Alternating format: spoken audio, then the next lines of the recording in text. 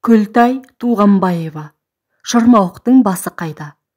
Қалабай ертегісін жұмысқа кетіп бара жатып, жолда етікшілер лавкесінің біріне келіп тоқтады. Ондағы ойы бәтеңкесінің қақыраған табанын қақтырып алу еді. Бірақ етікші орында болмай шықты. Ол тілдей қағазға, фабрикадан қағаздар алуға кеттім, 10 минуттан соң ораламын деп тайға таңба басқандай арбитып жазып кетіпті. Амал жоқ, күтуге тура келді. Себебі судан шыққан балық секілді аузы арандай ашылған аяқ киіммен жұмысқа баруды ұят көрді ол. Соның арасынша лавканың қасына бір сыпыра адамдар да жиналып қалыпты.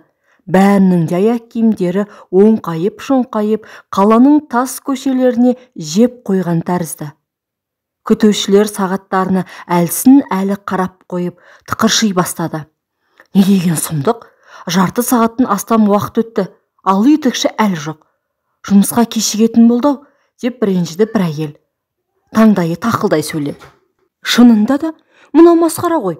Болар болмас ат үшін қаншама адамның уақыты босқа кетті. Осындай ұсақ түйекті ешкімде ескермейді.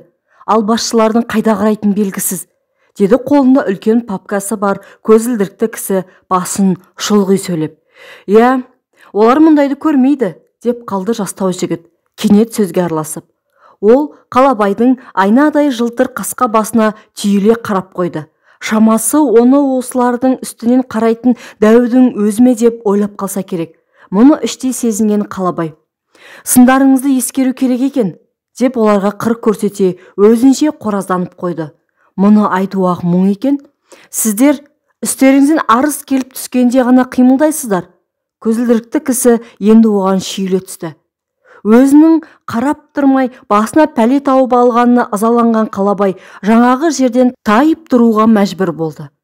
Бұл кезде етікші фабрикаға келіп, қабылдаушыны тосып отыр еді. Ол керекті жабдықтар алуға базға кетіпті. Ал баздың склад меңгерушісі 2 күннен бері шеше алмаған даулы мәселесін айту үшін сотқа сұранып кеткен көрінеді. Тергеушіні сарыла күткен ол ақыры кілдіре алмай жұмысына тартқан. Әлден соң жүзі өрт сөндіретінде түтігіп кеткен Қалабай бөлмеге алқынып кіріп келді. Столды еңсере отыра берген ол: «Сені орныңнан алғызбасам ба?» деді кіжініп. «Кімді?» Қызметтес жігіттері оған таңырқай қарасты. «Етікшін айтам да», деді ол батпандай аяғын жоғары көтеріп алып.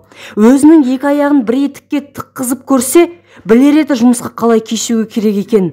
Қалабай үлкен жұдырығымен столды қойып кеп қалды. «Айтқандай, сені жаңа соның базында істейтін біреу іздеп келген еді. Оның да болмағаныңа қатты ашуланып кетті», деді жігіттердің бірі оған. «Ашулана берсін, өздеріне де сол керек. Бәлемнің, ондай қаңғыбастарды бетімен кете берсін деп кім бар екен, а? Өздерін жақсылап тұрып қолға алу керек екен». Сөйтті де қолына қаламын алып шағым жазуға кірісті. Бірақ шырмауықтың басы қайда жатқанын ол түсінбеді.